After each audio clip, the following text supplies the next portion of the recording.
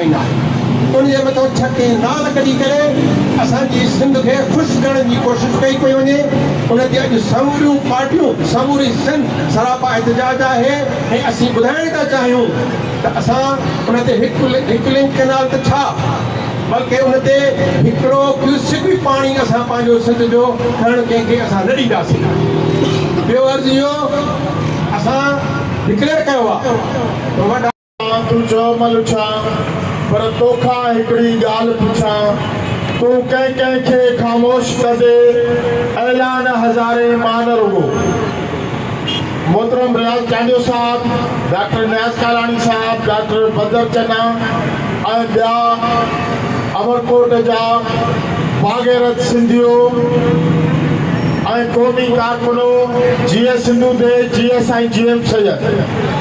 दोस्तों ऐं साथियों, अॼु सॼी दुनिया में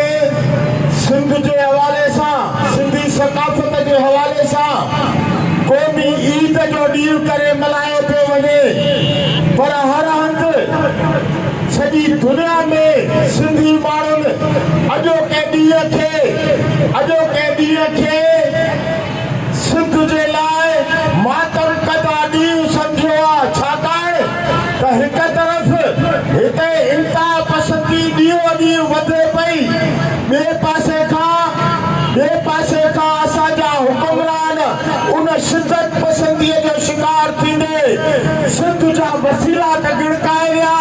सिंध जो तेल गैस पेट्रोल सोन चांदी ड्रामो, सिंध जा जबल, सिंध जा ग्रेनाइट सभु गिणकाए विया। पर हाणे हो जेको असां सिंधियुनि जो जेको जियाबे जो वॾे में वॾो ज़रियो सिंधु दरिया हो उनखे गिणकाइण था चाहिनि। उन जे करे असां हिक तरफ़ रवादारी बचाइण जे लाइ, ॿिए तरफ़ सिंधु दरिया खे बचाइण जे लाइ जदोजहद पिया कयूं। अॼु पाण सभु उन हवाले सां हिते गॾु थिया आहियूं। असां सिर्फ़ हेठां पुछूं उमरकोट ऐं मीरपुर ख़ास पुलिस खां त शाहनवाज़ जो अदालत खां मथां क़त्ल थियो, DIG अञा ताईं ज़मानत न कराई आहे, 2.5 महीना गुज़री विया आहिनि, तव्हां हुनखे गिरफ़्तार छो न कयो आहे? ॿिया अहलकार रहियल आहिनि, ॿिया सहूलियतकार रहियल आहिनि जिन जूं ज़मानतूं न आहिनि थियूं। ठीकु आहे, जिन ज़मानतूं करायूं आहिनि उन ते असां आराह न आहियूं, त असां सम्झूं था त हिक पासे खां एक्स्ट्रा जुडिशियल किलिंग थी थिए, असांजी नस्ल कशी थी थिए, ॿिए पासे खां दरिया जा किनाल कढी सिंधु दरिया जो पाणीअ जो रुख मोड़े तव्हां असांखे सिंध खे बंजर करण था चाहियो, सिंध खे रुंज ॾांहुं वठी वञण था चाहियो, सिंध जे आबाद ज़मीन खे तबाह करे तव्हां पंजाब जी चूलिस्तान जी रण कच्छ जहिड़ी ज़मीन आबाद करण था चाहियो। उन जे करे सिंध जा ही भागीरथ फर्ज़ंद मोहतरम डॉक्टर नियाज़ कालानी ऐं रियाज़ चांडियो साहब उन्हनि जे सरवाणीअ में सॼी सिंध में एहतजाज कबो। हिते हर हवाले सां असां इंतिहा पसंदीअ जो मुलायत जो ख़ात्मो था चाहियूं ऐं साॻिए तौर ते पंहिंजा वसीला ऐं सिंधु दरिया वापसि आणण था चाहियूं, जेको हज़ारां साल अॻु खां हिते वहंदो रहंदो हो। असां कारून जबल जी वरी वापसी था चाहियूं त असांजो पंध, असांजो गस, असांजी जेका वाट आहे उहा आज़ादीअ ॾांहुं आहे ऐं सिंधी माण्हुनि वटि हाणे धरती जा दोता जाॻिया जाॻियो दरिया खान वरी, हिन धरतीअ जी मिटी लहंदी मुड़की पंहिंजो मान वरी, मुड़की पंहिंजो मान वरी। हा रियाज़ चांडियो साहब, पुनर सारियो, डॉक्टर बदर चन्ना ऐं सिंध जा गैरतमंद दोस्तों साथियों भाइरों, जीएस सिंधु देश, जीएस ऐं जीएम सैयद, जीएस शहीद सिंधु देश बशीर खान कुरैशी। भाइरों, ॿ ॻाल्हियूं करणु चाहियां थो। पहिरीं ॻाल्हि त असां सिंध में उहो मज़हबी तरीक़ो चाहियूं था जेको असांजे आख़िरी नबी हुज़ूर कई सलाम जिन असांखे ॿुधायो ऐं असांखे ॾेखारियो ऐं असांखे सम्झायो असां उहो मज़हबी तरीक़ेकार चाहियूं था पर असां अफ़गानी बिरांडेर जेको आहे मज़हबी तरीक़ेकार खे कंहिं बि सूरत में कंहिं बि हवाले सां सिंध में जेको आहे नथा ॾिसणु चाहियूं असां उन शइ जे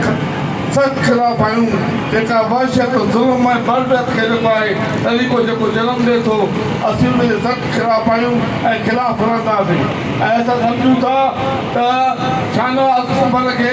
बेगुनाह जेको आहे त शहीद कयो वियो आहे इन करे पुरज़ोर नमूना घुरता कयूं उन जे कातिलनि खे हिकदमि गिरफ़्तार करे इबरतनाक सज़ा ॾिनी वञे जीअं को बि आईंदह धरंदो जीअं को बि आईंदह ज़ालिम माण्हू के मज़लूम माण्हू खे जेको आहे कोई न सघे मारे न सघे इंतहा पसंदी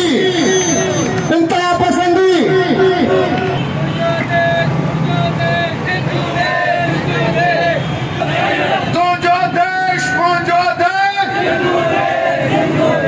सिंध में मज़हबी इंतहा पसंदी सिंध में मज़हबी इंतहा पसंदी सिंधु दरिया ते धारो मोहतरम भाउ डॉक्टर नियाज़ कानानी साहब रवादारी तहरीक जा सिंध जा अॻवान कुनल सायो justice for doctor Shahnawaz Kukar कमेटीअ जा सेक्रेटरी भाउ बदर चना मोहतरम कमर ज़मान राजपर साहब डॉक्टर खुशहाल ऐं उमरकोट में गॾु थियल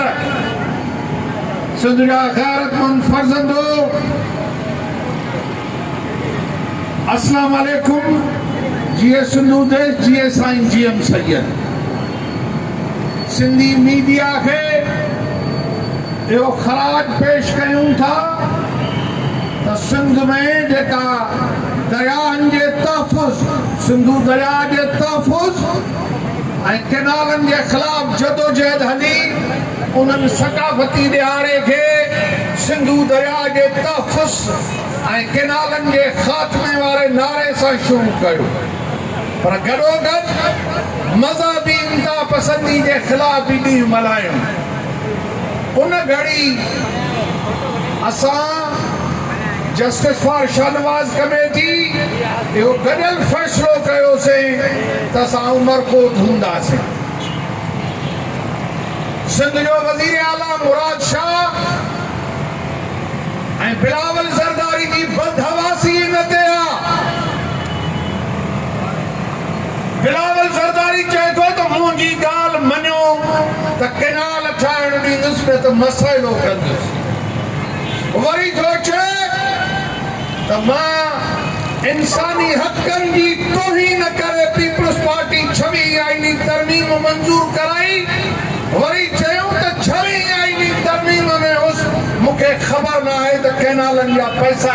ॻाल्हि बि ख़बर आहे त को केनाल न पियो ठहे ऐं अॼु उन नामुराद शाहनवाज़ खे अदालत खां मथां तरीक़े सां गोलियूं हुयूं तव्हांजी मेडिकल रिपोर्ट आहे त हुनखे ज़िंदा हो हुनखे में तशदुद जो निशानो बणायो तव्हां चयो आहे त हुनजो लाश साड़ियो अथव तव्हां अॼु हुनजा कातिल नथा ॿुधो ऐं असां ते बंदिश आहे त तव्हां हिन ते न ॻाल्हायो सिंध इंसाफ़ जे हुसूल लाइ जदोजहद जारी रखंदी का बि गुंडागर्दी का बि दहशतगर्दी का बि लाक़ानूनियत सिंधियुनि खे क़बूल न आहे तंहिं करे सिंध वासियो उमरकोट जा शहरियो दरिया जो तहफ़ुज़ इहो दरिया असांजो वाहिद ऐं आख़िरी ज़मानत आहे बका जी दरिया खसियूं पिया वञनि पंजाब जो कब्ज़ो आहे ही ॾाढनि जबर आहे पंहिंजे ख़ुशहाली पंहिंजे अन्न पंहिंजे नंग पंहिंजे नियाणियुनि जे तहफ़ुज़ लाइ इहो ज़रूरी थी पियो आहे त सिंधु दरिया जे हलंदड़ जदोजहद जो हिसो थियूं ऐं मां मज़म्मत थो कयां जीएस महाज जा कारकुन गिरफ़्तार कया अथनि टंडो आदम में पाणी वारी तहरीक जा उन ते दहशतगर्दी जो केस ज़ुल्फ़कार बुलैदी उन जे मथां घरनि ते चढ़ाई कई अथनि उनजो मासूम पुटु खयो अथनि रतोदेरो में कारकुननि ते पुलिस जूं घेराव थियो आहे अयाज़ लोला कारवाई ते शहीद बशीर खान जे कब्र तो झंडा लाथा विया आहिनि तव्हांजी सरकारी गुंडागर्दी आहे त सिंध जे माण्हुनि खे ख़ौफ़ज़दा कनि पर सिंध जी पुरमन तहरीक